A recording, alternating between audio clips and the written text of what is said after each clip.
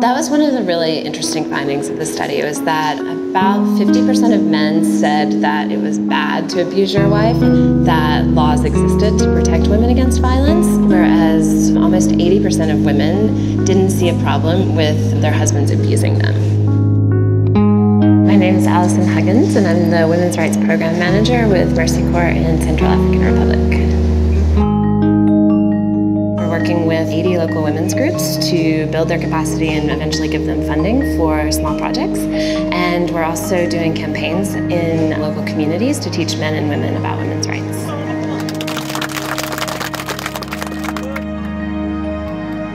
Generally speaking, Central African Republic is the second poorest country in the world. There's a lot of economic needs on the ground, and the capacity of civil society is really, really low.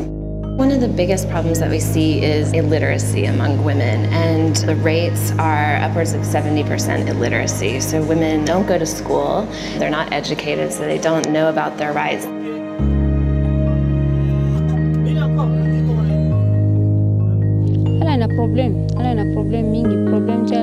The problem is that women are not educated. We can't take a decision. This is why my association is building a school here.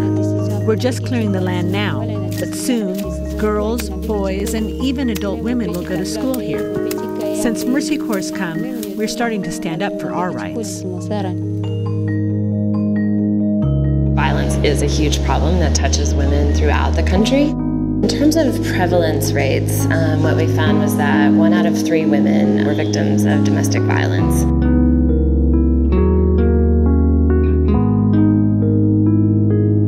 That was one of the really shocking statistics that we found, was the levels of rape in the country. In one particular region, 1 out of 10 women said that in the last year they had been a victim of rape.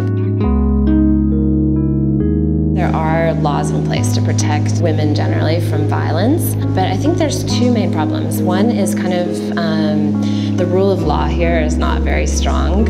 Laws might exist, but whether or not they're enforced is a question, and people aren't really aware of the process by which they go about claiming their rights. The pathway that one has to take from realizing that their rights have been violated to going about filing a claim, navigating the judicial process.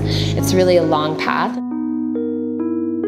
Right now we're working with the Association of Women Paralegals, who have been trained about women's rights and who then go out and find women whose rights have been violated.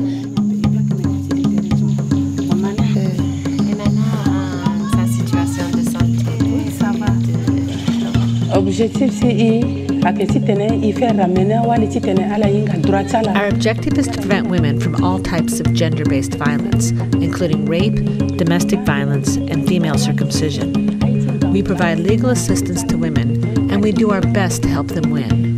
We go to the police station, the hospitals, and the courts to facilitate their cases and help women claim their rights.